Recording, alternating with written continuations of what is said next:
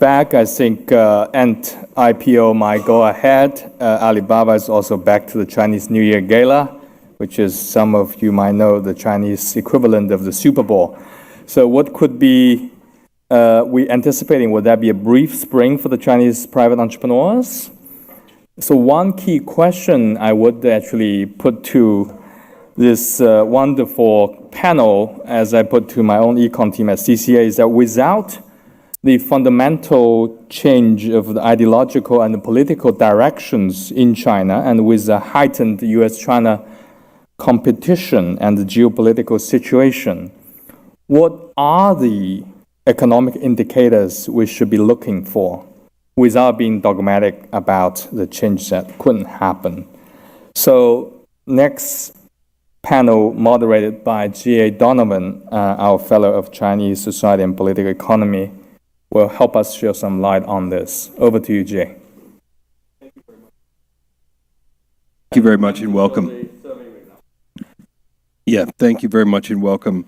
As Susan so kindly pointed out, the question at the end of the last panel really was a great introduction to our topic. It's been a very rough few years for the Chinese economy. After an almost 40-year run of nearly 10% GDP growth on average every year, GDP growth in China started to slow around 2015 to around 6-7%, and then in 2020, of course, the year of COVID, slid way back to 2%. It's since recovered a bit, a big bump the following year, and then around 3% in 2022, 5% in 2023. But now, of course, the good news in China came yesterday, and I understand from my contacts in Shanghai and the markets in Hong Kong, people are very, very happy and excited to hear the new raft of stimulus measures that were just announced. But like happened in September when some stimulus measures were announced, the initial ebullience soon cooled. So we'll have to wait and see what happens. We're going to talk about that in a few minutes. But what I'd like to get started is to ask Lizzie about China's industrial policy. Now, industrial policy in China comes in for a lot of criticism. Domestically, people point to the fact that it diverts resources to these favored industries, new technologies, new energy, away from more traditional sort of bread and butter manufacturers and small businesses. And of course, overseas, people point to these policies as a source of unfair subsidies that are prejudiced against foreign manufacturers. So Lizzie, can you tell us a bit about where you see China's industrial policy and where you see it going in 2025? Right. Well, thank you, GA, and thank you for this audience. So in short, I think China's industrial policy is going to have more teeth in 2025. It's about to get leaner. It's about to get meaner. We used to think of China's industrial policy as a set of like bloated, wasteful, and inefficient policies. You know, this throw money at everything, hopefully something will stick approach. That's not the case anymore. And I think we're going to see a clearer trend toward a leaner and meaner direction. So specifically, I think we're going to see three emerging trends. Domestically, I think we're going to see serious consolidation in oversupplied sectors, including batteries, EVs, and solar. What that means is China is going to create a smaller set of firms that are more competitive and more profitable internationally. So that's my first prediction. Second prediction, I think we're going to see more coordination from the top. We're going to see SOEs and party leading working groups acting as grand orchestrators, channeling resources, channeling R&Ds, channeling capitals into sectors that matter most to Beijing. So we're going to see more coordination at the top, led by SOEs. That's something we have never seen before, but before third plenum, to be specific. And third, I think most importantly, is we're going to see this whole system, including investment policy, capital market, education system, regional and local policies and incentives for the bureaucratic system completely rewired to back up China's industrial policy goals. So Beijing is really doubling down there. I think the real question is whether this new, more coordinated approach is going to deliver real results. And I think here, the picture is still very much mixed. We can talk more about the specifics. Thank you very much, Lizzie. Now, Chen Qiheng, in your piece for the China 2025 report, you wrote about new quality productive forces, which you say will be a big part of the next 5-year plan. And this is a kind of typical feature of recent Chinese industrial policy. So can you tell me a little bit about why the emphasis on new quality productive forces is different from what came before? And what risks do you see coming from it? Sure. So this concept was proposed about a year ago by Xi Jinping on his inspection tour. And it is rooted in the Marxist idea that you have productive forces and relations between these forces, and that forms the economic basis in which will influence upward on the superstructure. It strikes a similar chord as some of the concepts we have heard before, like high-quality development, innovation-like growth. But what is significant about this concept is that it is rooted in the Marxist concept, and it's not just about one specific industry, and it's create this theoretical framework that in which local officials can expand and elaborate what that means to their localities or to their industries. And this space, this concept created, I think, will be very meaningful and will be interesting to watch in the upcoming year. And this concept, I think, will be a key basis of China's 5-year plan from 2026 to 2030. Yeah, thank you, Chen. And what about, like, say, for example, semiconductors? How has these industrial policies and the new quality productive forces helped China to tackle some of the problems around the international pressure on its semiconductor industry and to help it develop its own indigenous capacity? Right.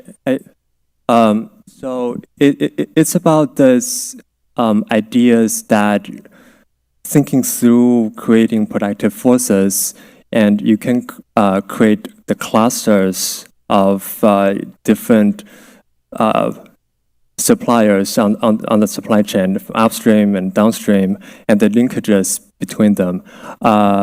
It's more about this ecosystem approach to innovation rather than rather than supporting one single firm or supporting one single step along the supply chain. Yeah, thank you. Lizzie, do you have a view on the Chinese semiconductor industry? Right. So as I mentioned, I think, if we're talking about how much progress China has made, the picture is still very much mixed. One bright spot, memory chips. We're thinking about, YMTC making progress in NAND, in basic DRAMs. Companies like Nora, Beifeng Huachang, are making solid progress in terms of domestic tool making, right? And Huawei's SOT design is certainly showing real results. And, advanced packaging, that's certainly a bright spot in terms of delivering results. But there are certainly challenges, right? So when we're talking about SMIC, still struggling with low yields, and especially at the 5 to 6 nanometer spectrum. China's, the U.S. sanctions chokehold on advanced EUV, that's a huge problem for China. And China is still struggling to build a strong software ecosystem like NVIDIA's system for its domestic AI firms and GPU development. So that's also, another hurdle for China. But I think the trend is quite clear. I think China is going to make steady improvements in terms of domestic manufacturing, reducing reliance on foreign tech, and there will be more national data centers popping up to support China's smaller tech firms. And, related to Jing's question, I think Alibaba is actually going to play a role here.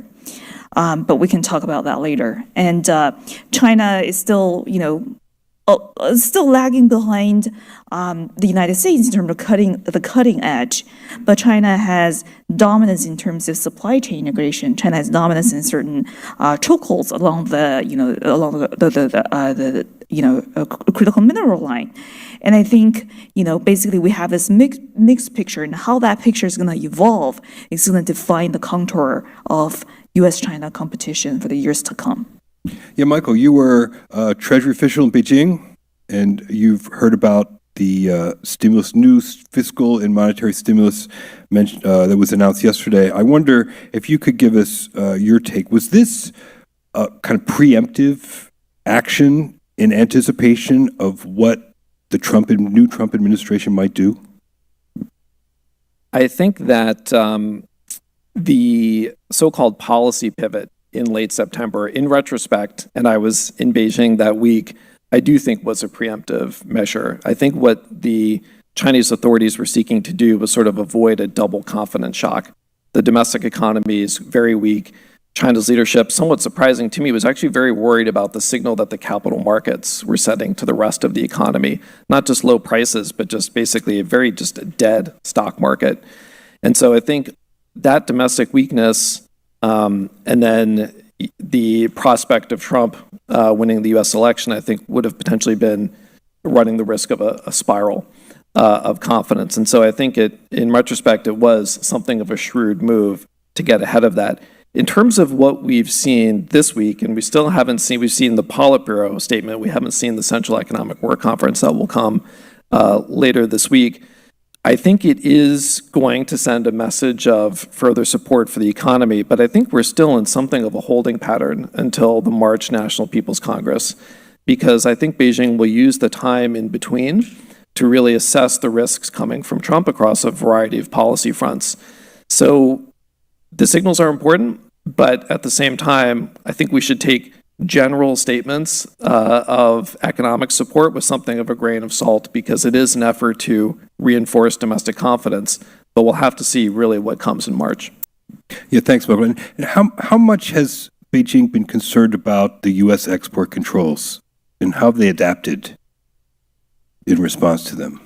I think Beijing has been very concerned. I think we've reached something of a tipping point perhaps over the last week in terms of Beijing's response. We've seen the announcement of the export ban on germanium and gallium to the U.S., also China somewhat exercising an extraterritorial approach to that. And then we've seen the announcement this week of an antitrust investigation into NVIDIA. Now, of course, with all of these things, it's difficult to tell how much is retaliation in the case of, say, NVIDIA, but I think it's hard not to see it. So some of this was a response to the moves that the Biden administration make, but I think it is also a shot across the bow for the incoming Trump administration that, in contrast to the first Trump presidency, where Beijing was, on the whole, I think, quite passive when it came to responding to U.S. export controls, I think it is going to be more assertive this time. Clearly, there are risks for China being too aggressive on this front, so I don't think they feel like they have great cards to play, but this may be, some of the few cards that they do have as they see, a quite hawkish Trump administration take the stage. Thank you. Lizzie, what do you see as the most likely impact of China's retaliatory measures against U.S. firms? To circle back to the example Michael just pointed out, which is China's latest move, the first ever use of extraterritorial laws to restrict exports of gallium and germanium, I think that's a really big deal. So the immediate first-order effect is a supply chain effect. As we know, germanium, gallium are essential for semiconductors, for the defense industry, for clean energy. By cutting off those supplies to the United States, China is basically forcing American companies to scramble for alternatives. And that's not an easy task. So that will lead to higher costs, higher uncertainties, delays, headaches, and, business survives uncertainty. Even the adjustment can finally pan out in some way. The adjustment cost is substantial. So that's the first order effect. And I think the second order effect is perhaps more important, is the signal Beijing's move sends, right? basically by applying its law extraterritorially, China is making it clear that we are mirroring your playbook. Our rules do not stop at our borders. For example, if you're a firm in Indonesia, you're using Chinese germanium and Chinese gallium in your product, and you are selling it to the United States, then China now can hold that Indonesia firm accountable, even if it's not a Chinese firm. So that's what China is doing here. I mean, enforcement is always a question, as far as we know, China really doesn't really have the surveillance tools and compliance system that United States has developed over many decades. But even without that, this is a game changer.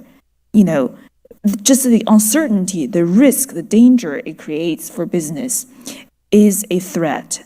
And that's a kind of a shock value in and of itself. So that's some of the stuff that we've been looking at. I think Beijing is going to use a combination of those real and potential threats, psychological and monetary fear factors to impose further stress on global firms. I think that's something we need to be on the watch out for. Yeah. Chiang? Yeah, just add on to that. I think China has been restrained in its response to U.S. export control and still taking a pragmatic approach.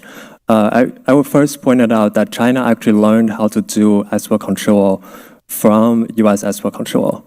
It didn't have its own export control law before, but now it's been passed and it's in the process of building out the regulations under its export control law. And in fact, last month we just saw the release of the list of dual-use items from China. And some of the actions, like for example, NVIDIA antitrust investigation that Michael talked about, it could be interpreted as building up the bargaining chips when we go into the Trump administration and see what can be bargained away. But you have to have the bargaining chips first. But overall, looking at how China has been using its unreliable anti-lists and its anti-sanctions law and all those potential measures in its toolkit, it has been taking a pragmatic approach, and I think will still be. Michael, how do you see Beijing navigating the Trump administration, particularly the tariffs that have been threatened against Chinese exports? Well, I think we're going to see a combination of moves. We'll see somewhat more stimulus to offset some of the impact of Trump's tariffs if those are aggressive, and I should say only some of the impact.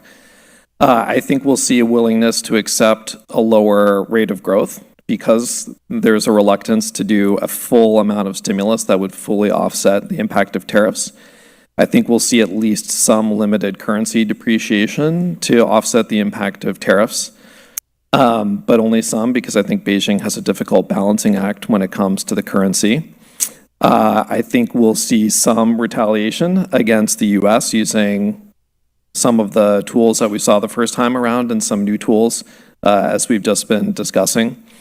And I think we'll see efforts by Beijing on the diplomatic front to keep exports open in third countries, keep borders open to Chinese exports in third countries. So I think it'll be a mix, really, of this full set of tools.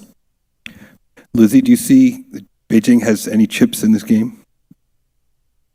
So I think Michael already, addressed the question pretty comprehensively, and I think, Beijing is very much adopting a wait-and-see approach to see how far the United States can go, how far its economy can recover, hopefully, by early next year, whether domestic consumption can actually, be picking up some momentum. And it's very much a push and pull game at this point. And how about with the EU? Where do you see China and the EU's trade relations going this year? Right. So I think China is going to take a carrot and stick approach here, offering economic incentives on, rewarding good behaviors and applying subtle or not so subtle pressures to exploit, internal divisions within the EU. This example just came out. Yes, today actually we saw Stellantis and CATL signing a deal on 4 billion new battery plant in Spain. You might ask, well, why Spain? We know both Spain and Italy have been courting Beijing over the years. Well, Spain voted no on tariff. Italy voted yes on tariff. You see that carrot and stick approach playing out there. So I think Beijing is going to exploit those nooks and crannies, those subtle differences, subtle divisions within EU, maximizes leverage. So I think EU is really walking a tightrope here. German car makers are interested in the Chinese market. The French government is more interested in strategic economy. The Baltic countries, Poland, are more staunchly aligned with the United States. Spain, Italy might be more interested in courting China. So I think EU really has a lot of internal fissures to fix. Without fixing those can actually create openings for Beijing to maximize its leverage on the EU. So that's something that I think we need to be on the watch out for. Michael, well, how about you? Do you see the U.S. policy toward China potentially bringing Beijing and the EU closer together? I think yes. I think this is one of those questions that depends on how organized and disciplined the Trump administration is in terms of its approach.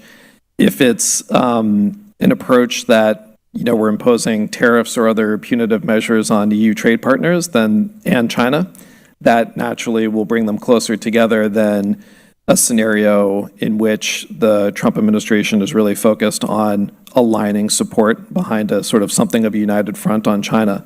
So I think this is one of those critical questions where we'll just have to wait and see how coherent the strategy is and what the priorities are of that administration. Thank you. Now, we're about running out of time, and I want to make sure we get to some of the terrific questions that the audience has submitted. Thank you to all of you who've submitted questions. There are a lot. But Lizzie, I want to give you a chance. I don't know how much you've read about the announcements yesterday, and I just want to ask you, do you think that this next round of stimulus that we expect to hear the details about soon will go, do you think it will go far enough? So, for now, it's still cheap talk, right? And talk is pretty cheap. The thing is, I think Xi Jinping has really depleted his personal credibility when it comes to talking, especially to the business community. I mean, relatedly, the Jack Ma's reappearance. I've received so many questions on this. I have to give an answer here.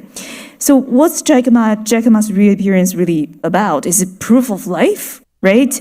Is it, is Beijing just dusting off the ringleader of Chinese entrepreneurs to restore business confidence?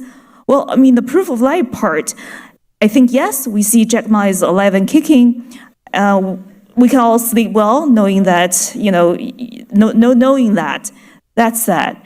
But, for the restoring business confidence part, the signaling narrative, I honestly don't know how much I can buy into that.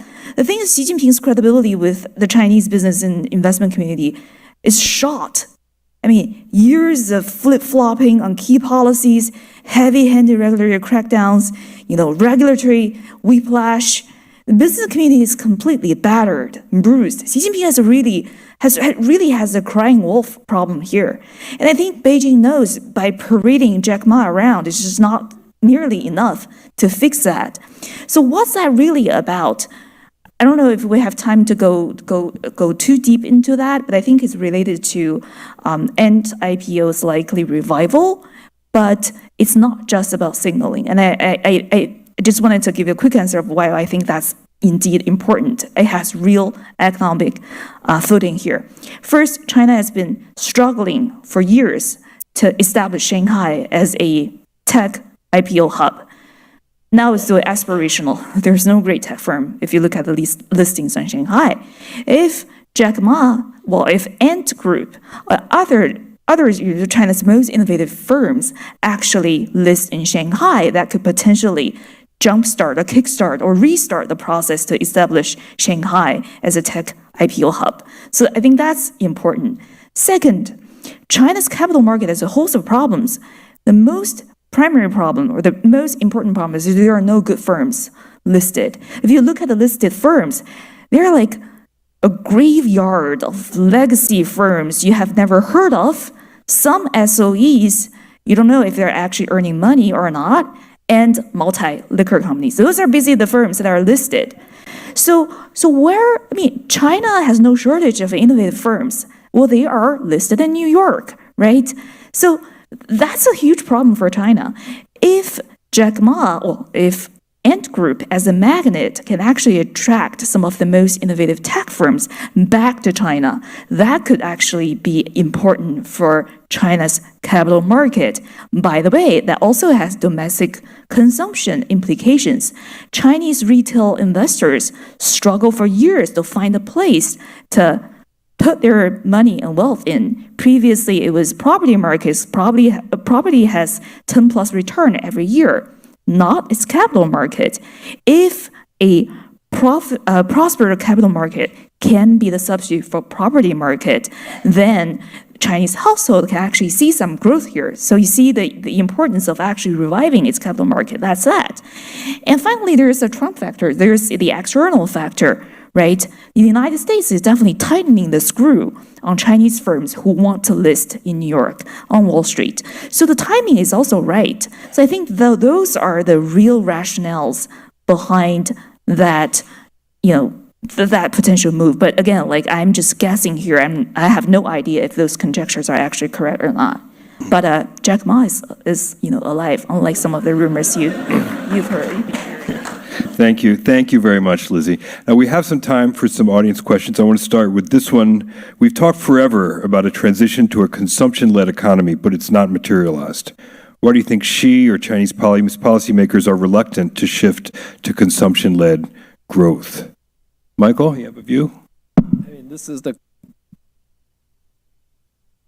question that I get with more than any other, no doubt. And it's a little bit complicated, but I think in short version, I think it's a few things. I think it's, there's still a reticence on the part of the leadership because they're not sure that consumption stimulus is going to work. Ironically, because consumption is a smaller part of the economy, doesn't have the same bang for the yuan that it would in the US. I think there's a political economy issue of not wanting to divert resources from initiatives that Xi Jinping thinks advance China's strategic priorities. So if you put that into industrial policy, it's pretty clear that you are advancing this push on supply chain resilience, tech innovation. If you're providing funding for households to buy another refrigerator, I think that trade-off is not exactly clear. So I think it's those and a few other factors. I think the door is opening gradually to doing more. Clearly, the math, the arithmetic for growth doesn't add up eventually. I think the big question is just, is the door swinging open quickly enough? And I'm still, I'm still not sure that we're really going to see a big shift towards consumption in the next year because I think the inertia is pretty considerable. Thank you, Michael. So another question. In what ways do you think U.S. trade and industrial policies designed around competition with China may actually be turbocharging productivity and innovation in China? Young, do you have a view on this? Is the U.S. policies actually promoting China to? Sure. I will speak specifically about the semiconductor sector. So before the sanction, and the domestic vendors, they all have a strong preference for foreign chips or foreign components in their systems, just because it's more cost-effective and it's much better performance.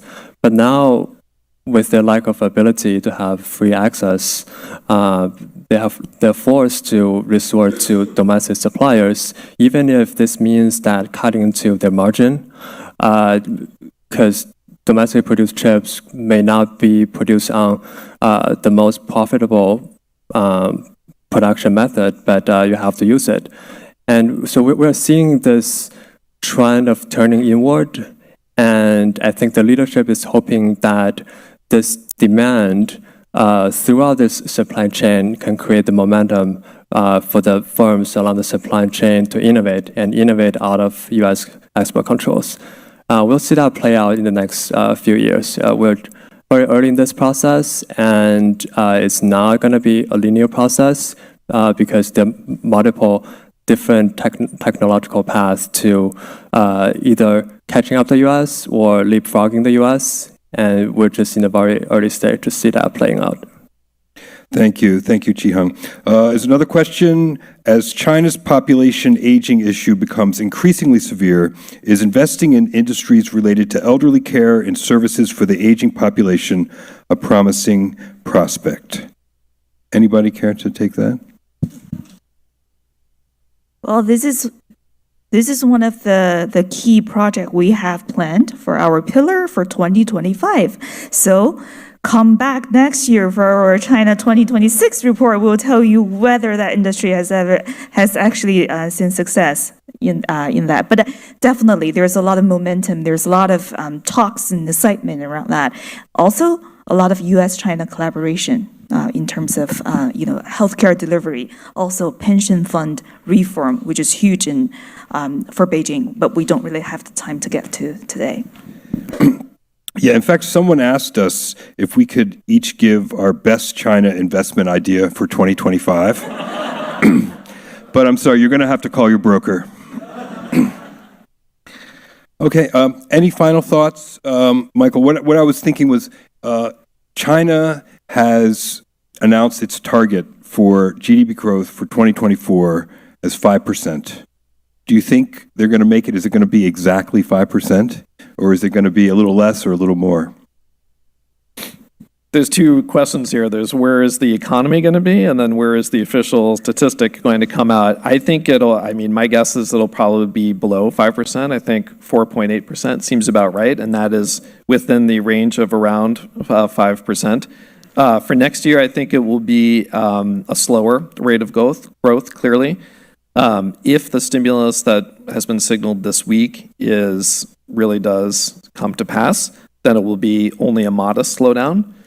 If they overpromise this week and kind of underdeliver, then I think it could be considerably slower next year than this year.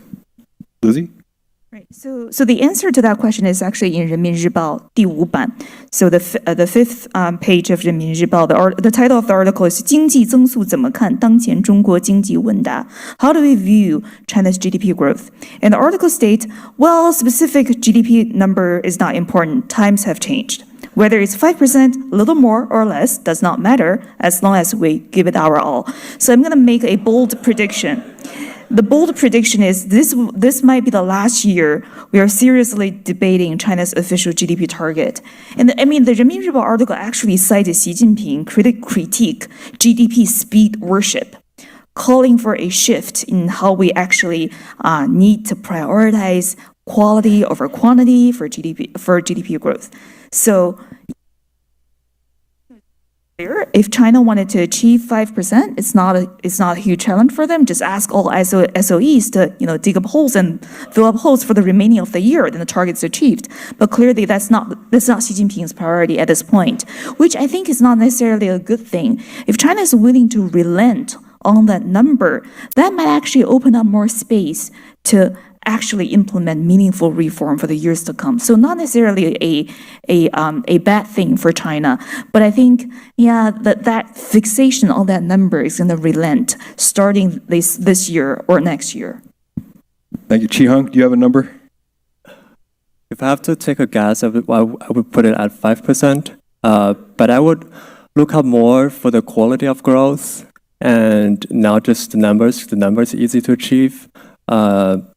And I would look at if China has a good reign onto the local government debt level and the sources of the GDP growth. Is it just from subsidized demand, or is it from more sustainable sources of growth that can bring more long-term and higher growth trends? Thank you. Thank you all for joining us today for this conversation. Thank you to the audience for all of your great questions. And now we're going to have a little break.